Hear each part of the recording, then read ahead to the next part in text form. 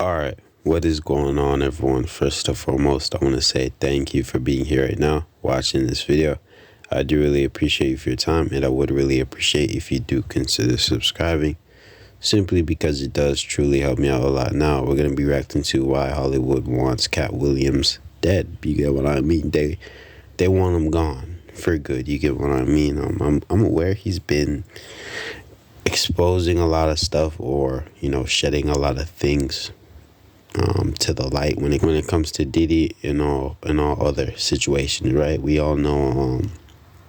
Pretty sure he was exposing Diddy, like everything's gonna get exposed this year and things like that. He quoted, right? But he even said Diddy tried to offer him 50 million a few times just to party with him. You get what I mean? Because Diddy wants to party, but you gotta tell Diddy no. You get what I mean? But Diddy wanted to party, and basically Diddy wanted to party, and he was saying no simply because Diddy was, well, pretty much Diddy has cameras all over his house, right? It's pretty much proven at this point, since the feds raided his house. He has feds literally in every single room. So if you party with him, bro, and do something crazy that you might not remember until you wake up the next morning, Diddy's gonna be right there to remind you, like, hey, I got this footage with you and this guy. You get what I mean? You're just like, what? I never did that, but you did, bro. Like, once you party with Diddy, you party with Diddy, bro. And Diddy has a whole bunch of substances,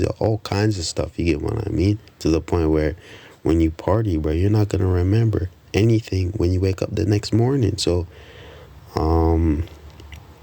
yeah, man, if Katt Williams did take the $50 million offer, he would party with Diddy, and then he would most likely get blackmailed. You get what I mean? Because Diddy would have blackmail footage against this guy. And it only gets worse from there. But overall, man, not going to do too much yapping. Without further ado, let's just play the video and see why Hollywood wants Katt Williams gone.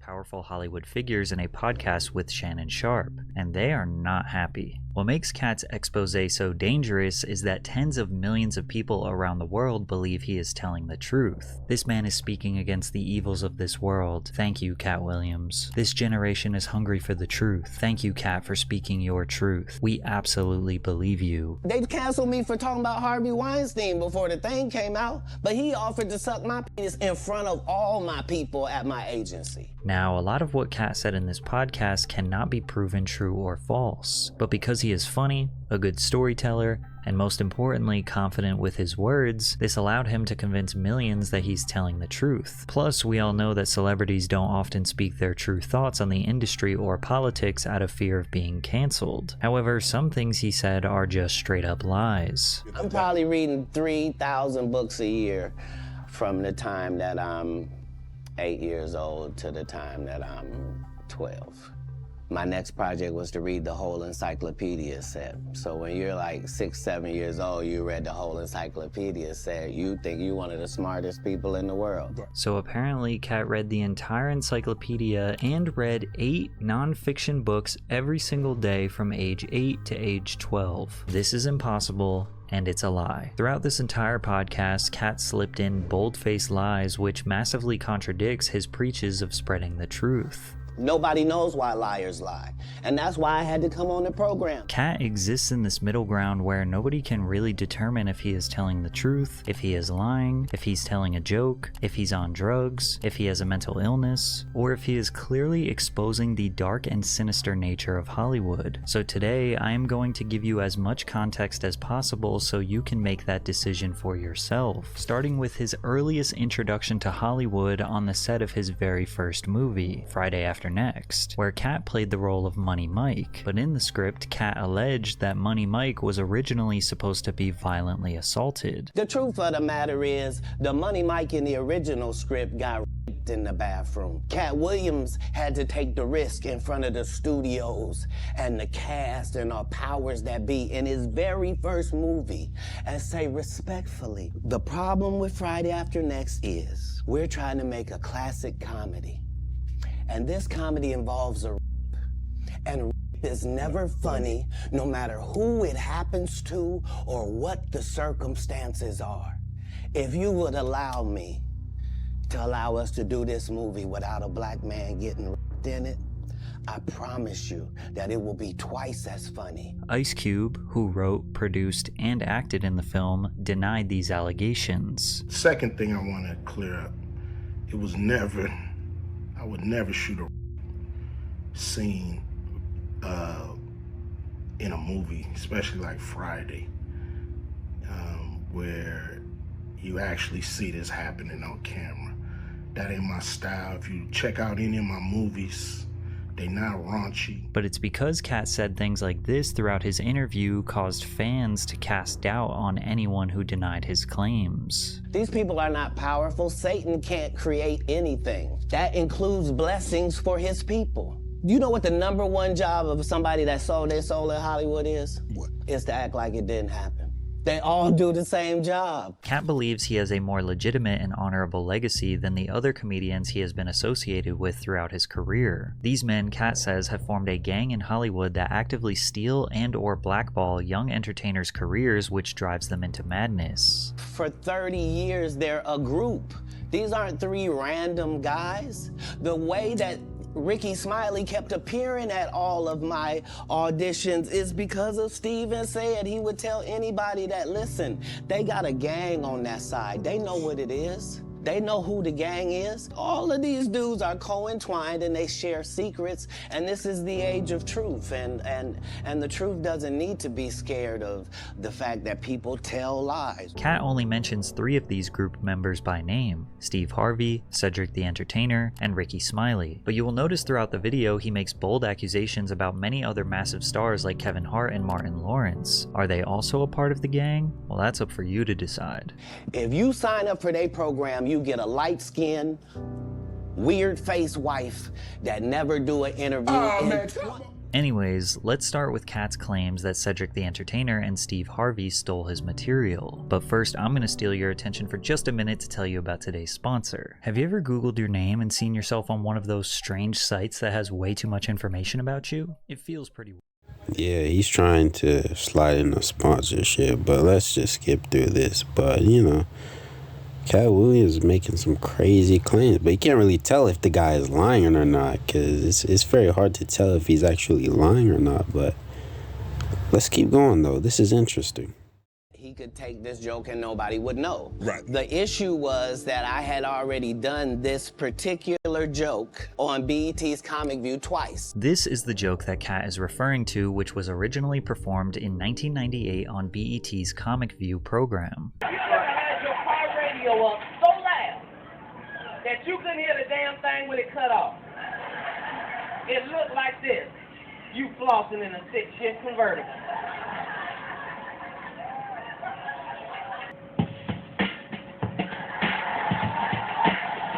Using physical comedy, Katt mimics someone trying to assess why their car just broke down while the music is blasting. The alleged theft came from Cedric the Entertainer 2 years later on the original Kings of Comedy tour, which was in 2000. The premise of Cedric's joke was that white people are obsessed with the moon and space. He says black people are not, but if they gotta go to space, then they would drive the spaceship like this. We drive a space shuttle like it's a 72 deuce and a quarter. Nigga, we get us a cigarette, nigga, we be in a space shuttle, nigga, like it's a 72 deuce, nigga, we get us.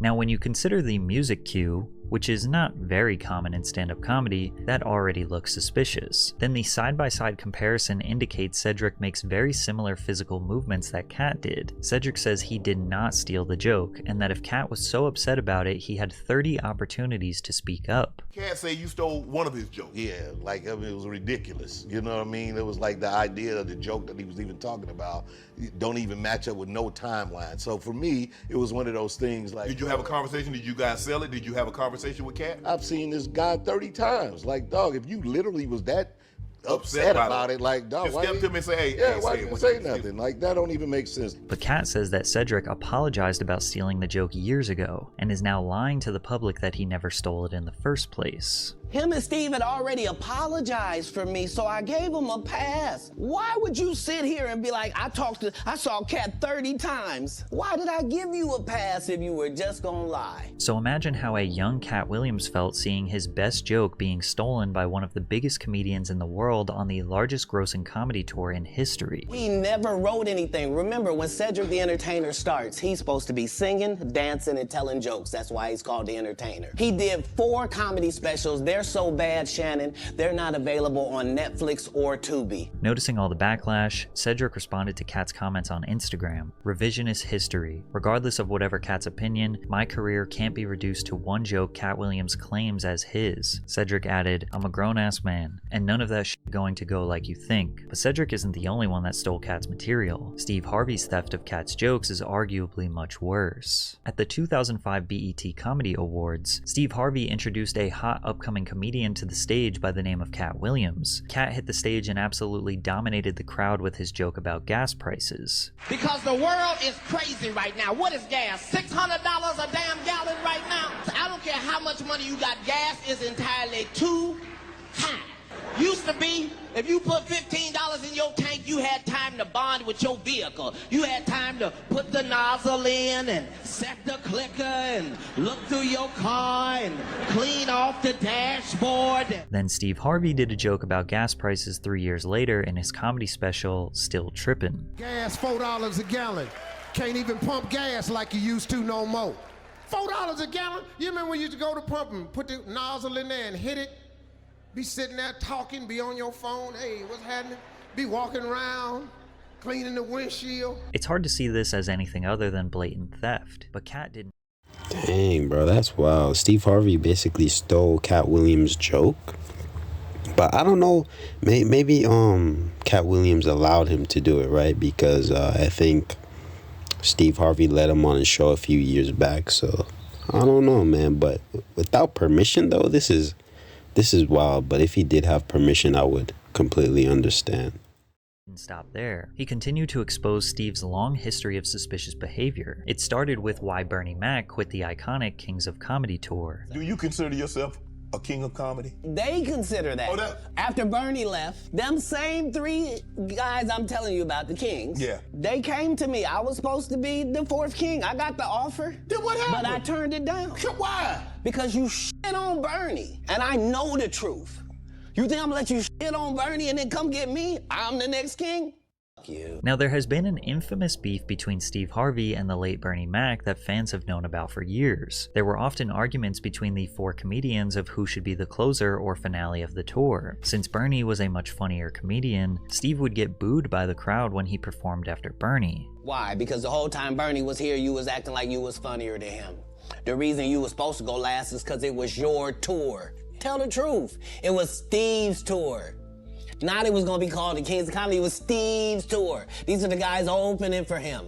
Of course you gotta close if it's your tour. Harvey eventually just ended up being the host of the tour and not performing a full stand-up routine because he just couldn't make the audience laugh as hard as Bernie. D.L. Hughley, who was also on the tour, even said that Steve never thought Bernie would become successful, and when he started getting more opportunities, he became jealous. You feel that the beef between Bernie Mac and Steve Harvey was because Steve Harvey was getting a lot of network love during the time and Bernie Mac not so much? Yeah, and then Bernie started to get it. So yeah, I think that, Steve at one point was, uber successful, and then Bernie started to, because he didn't ever think he would get the opportunity he got. But once he did, America loved him, like we all kind of knew they would, and he decided to go a different way.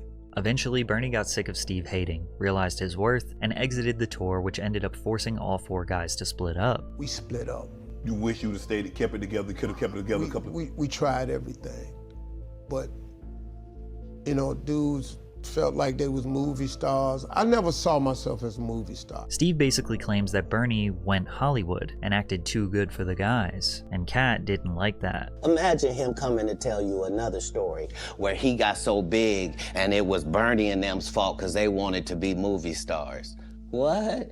You called Ocean 11 to get that nigga's part. What do you mean you didn't want to be a movie star? Allegedly, Steve even called the producers for the heist comedy film Ocean's 11 to steal the role of Frank Catton from Bernie Mac. Ocean's 11 featured a star-studded cast, including George Clooney, Matt Damon, Brad Pitt, Julia Roberts, and Casey Affleck, among others. The film became a huge critical and commercial success, earning over $450 million at the worldwide box office. Having a substantial role in a film of this magnitude helped the rising trajectory of Bernie Mac's career. An infamous GQ article from 2003 released when Bernie Mac himself claimed that Steve was jealous of him from the very beginning. Overall, Katt is obviously upset about Steve stealing material, but ironically, he was more upset that Harvey tried to lie and claim that Bernie went Hollywood on the Kings of Comedy, when in reality, Steve was so jealous of his success that Bernie couldn't take it anymore and quit. And now that he gone, you gonna act like he wanted to be a movie star. You stop it. You stop it. That man was funnier than all of y'all,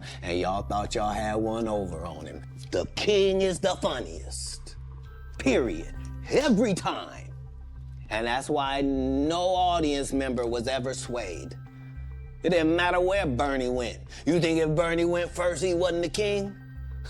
Get out of here. But Katt Williams and Steve Harvey's beef did not stop there. A few years later, in 2008, a show promoter booked Steve Harvey and Katt Williams to co-headline a New Year's Eve stadium show in Detroit. Katt entered his villain arc and challenged Steve to a comedy battle on the Jamie Foxx radio show, to which Steve accepted. You have been the king of comedy as long as we've had one. The second that you get off stage, I need you to understand that that's your final time as the king of comedy. I hope you got a team of writers. You're going to need about 6 or 7 of them. You can bring The Nation. You can bring Rashawn McDonald.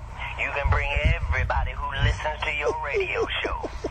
They going to see the truth. And its name is Katt Williams. Consider yourself warned. What was supposed to be just a comedy show is now some sort of 1v1 battle dubbed the Championship of Comedy, and Steve responded with this. I'm not saying he's in trouble, but I'm saying this right here, Jamie. A dog don't bark at parked cars. Basically, Steve's analogy was that he shouldn't respond to Katt Williams because he is too famous and successful. So on New Year's Eve, Steve got on the stage and never addressed or made fun of Katt. That was a big mistake. Please give it up for Steve Harvey one time. Give it up for Steve Harvey. He's an excellent comedian, but he don't want no parts of this in any way, shape, form, or fashion. I don't know why he came out here with all this money y'all spent on them motherfucking tickets and talked about a lady in the audience for 15 goddamn minutes. That nigga should have talked about me the way I've been to talk about his bitch man. He tried to copy off me and bring that ugly ass, sparkly ass tie out. A regular black suit like he was going to a funeral. Yours, nigga, yours. Nigga think he the shit because he was the shit in 1968. Nigga, I'm the shit this evening. Let's fast forward it to when this disrespectful nigga did something called the original Kings of Comedy. Oh. You gonna be the original King of Comedy, nigga. Did it? I'm not gonna lie. I don't think Stevie actually wanted nothing to do with Katt Williams, simply because if they went joke for joke, Katt Williams would obviously win, right? You know what I mean?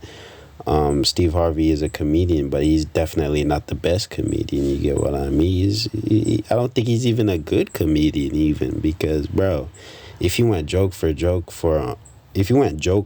against Katt Williams, then it's over for him. So, you know, he made the right decision, trying his best to absolutely basically trying to duck Katt Williams as much as he can, bro, simply because he knew he wasn't gonna win. Like, it's pretty much gonna be over for him at that point, man.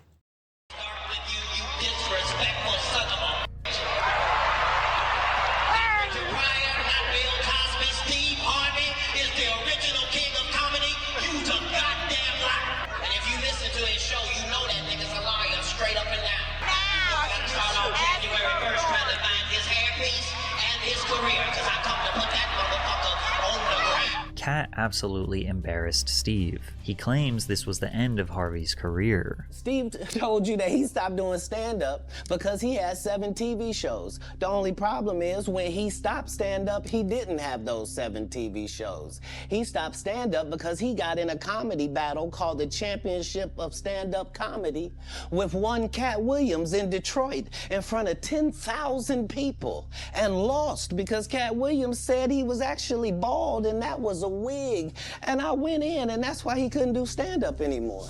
Now, Katt isn't very accurate here. Steve had multiple successful arena comedy tours after the championship battle, and Steve was already bald by 2008, so Katt didn't really expose him for having fake hair. But is it a coincidence that almost immediately after Katt got on that stage and exposed his biggest hater in the industry, he started his crazy downward spiral? In November of 2008, Williams missed an appearance on Conan O'Brien and was later arrested that evening when officers found 3 handguns in his car while exiting rapper Jim Jones' studio in New York. That same month, he checked into the Mount Vernon Inn in Sumter, South Carolina. Shortly after checking in, employees reportedly found Williams stumbling around wearing just a bathrobe and a towel wrapped around his head. When police arrived, Williams asked them for directions to the nearest hospital. There, his family convinced him to seek psychiatric help, to which he was eventually hospitalized. He just said that he doesn't trust anyone anymore, that everyone has turned against him. He wasn't really coherent. Pretty much after this, Katt wasn't seen again until 2011. No stand-up performances, no movies, no TV. The only time he was talked about was when he was arrested. In November of 2010, authorities arrested Katt in Coweta County, Georgia, after he allegedly stole $3,500 worth of coins and jewelry. Things escalated in June of 2011 when he was arrested in connection with an alleged assault on a tractor driver. He supposedly conspired with 3 women who attacked the man in his tractor. In 2012, Williams returned to the comedy world with his 3rd HBO comedy special, Kattpocalypse. Unfortunately, with the spotlight back on him, Katt fell back into a dangerous cycle as the bizarre behavior continued. In October of 2012, Katt and comedian Faison Love got into a heated argument outside of a Hollywood club over a $50,000 debt that Katt owed Love. During the argument, Katt proceeded to pull a gun on Love that wasn't loaded. On November 9th, his former assistant, Melissa Shaig, claimed that he went into a rage and attacked her the month prior. Then police arrested Katt in Oakland, California on charges of suspicion of assault with a deadly weapon after he'd allegedly beaten an 18-year-old with a bottle. On November 16th at the Oracle Arena in California, Katt took the stage while having a total public meltdown. For 15 minutes, he seemed to be under the influence, rambling about nothing while taunting members of the audience. Well, give me 20, nigga, that's how much the album costs, fuck boy. But I bet if you can walk to your car, I can show your bitch a dick she'll enjoy. So why don't you take your ass on over there, nigga, before I can catch you. Or you can pull your bank out and I'll match you. But you ain't gonna do shit but get punched in the face. Then the audience began booing him. Boo! Boo!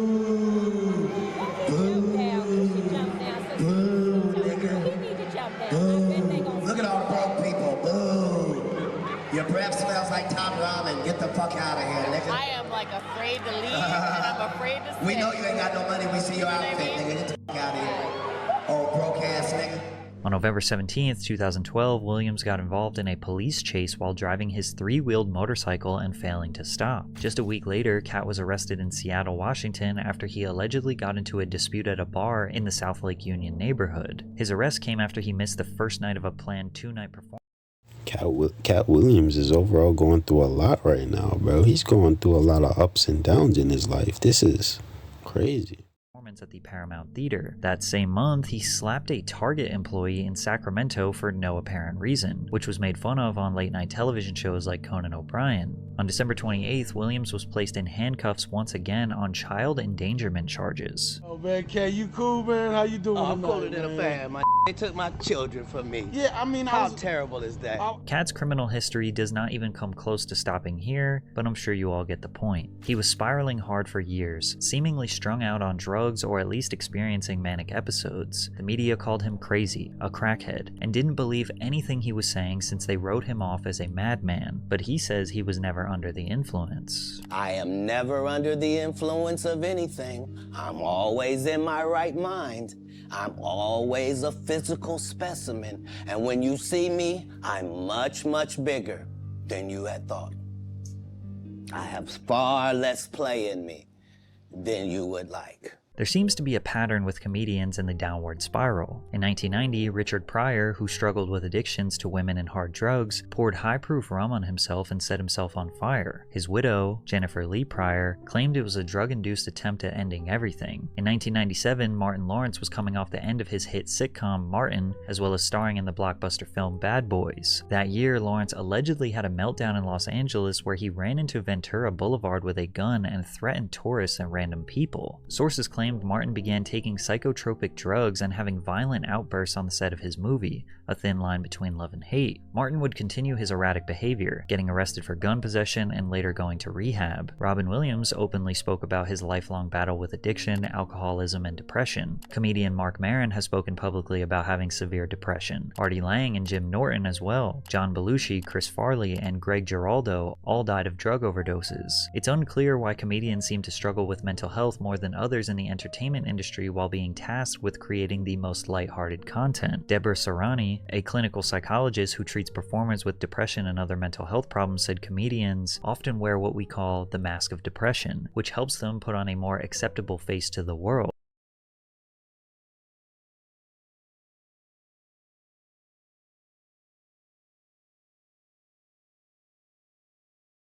But behind that mask, there is a terrible struggle going on. There is a stigma about depression, and oftentimes the laughter distracts from feelings of weakness. Katt Williams has had an extremely rough life, starting with being homeless and alone at age 13. Combine that with the chaotic lifestyle of a comedian, constantly being on the road, late nights, irregular sleeping and eating schedules, the pressure to constantly deliver funny and engaging performances, as well as regularly dealing with hecklers and sometimes unresponsive audiences who make the job mentally taxing. And on top of all of that, add the potentially evil Hollywood gang that Katt says is actively trying to get him to compromise his morals, but when he refuses, they blackball him and run smear campaigns to call him crazy. That is a recipe that would make any man go mad. So the question is, was Katt trying to escape an evil industry, or was he actually a drug-induced madman? Martin tried to put me in my first dress.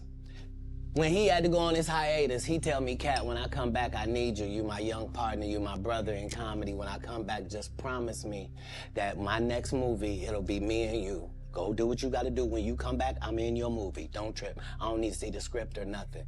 You know, we get in that office and this fool pull out Big Mama's House 2, where this nigga want me to get in a dress with him.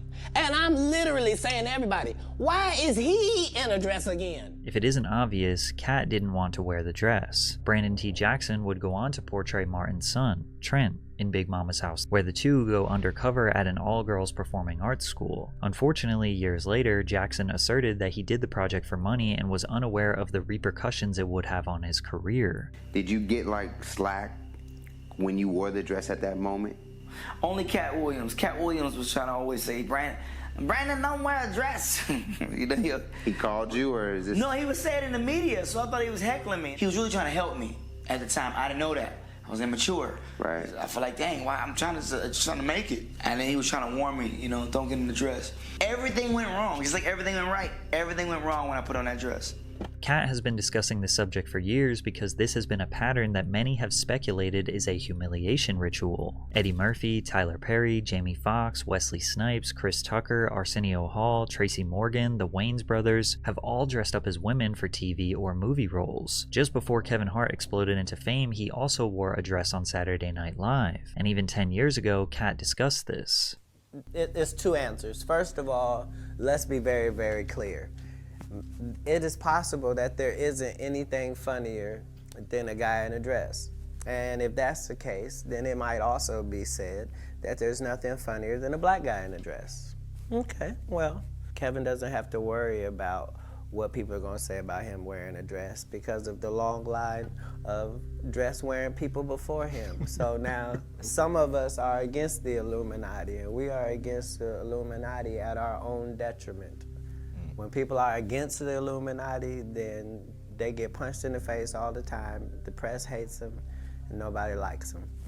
Katt also detailed an Illuminati meeting alongside Ludacris. There was a crossroads where we were both invited to an Illuminati thing, and decisions had to be made. So it was both of us, we were equal. One of us had to cut off all their hair and couldn't do the sideburn thing no more with the points.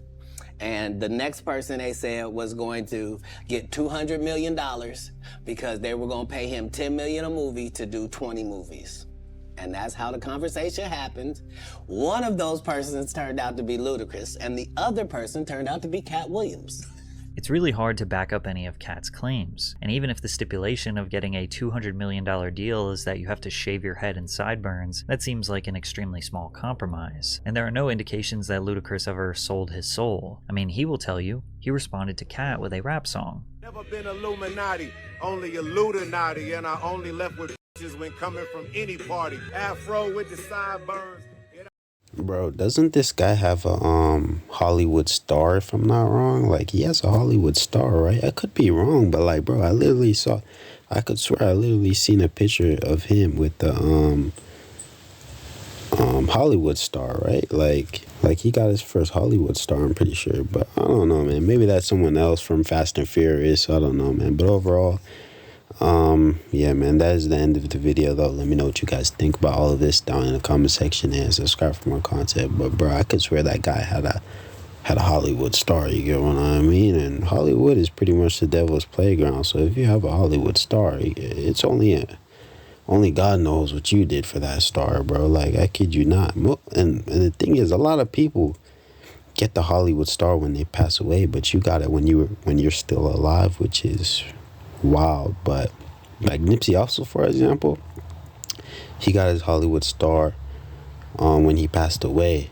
So, and a lot of people are making crazy allegations about him as well. So, but overall, bro, Katt Williams is a very serious guy, and he was trying to help. He was trying to tell that guy, do not wear that dress, man. Do not put on that dress. But since Katt Williams is known to be this funny comedian, this guy you can't really take serious. You know, he didn't really take it serious, if you get what I mean. He took it like, this guy's just joking, until it's too late, where the point you realize, all right, bro, like, my life absolutely went downhill after I wore that dress, bro. Like, what's going on, bro? I should have listened to Katt Williams. But it just seems like Katt Williams is the guy just telling his truth, and nobody believes him because they either think he's crazy or he's not being serious, simply because he's known to be this funny comedian and the guy who tells jokes and makes everyone laugh, right? So nobody takes him serious, right? But at the end of the day, bro, it's always the ones who make us laugh the most that go through a lot of stuff. So you gotta look out for them as well, man. But overall, good video. I enjoyed it, man. But this is crazy, though. You know what I mean? He didn't touch into the fact that Diddy did try to offer him for like $50 million a few times, simply because p.diddy wanted him to party with him. You get what I mean?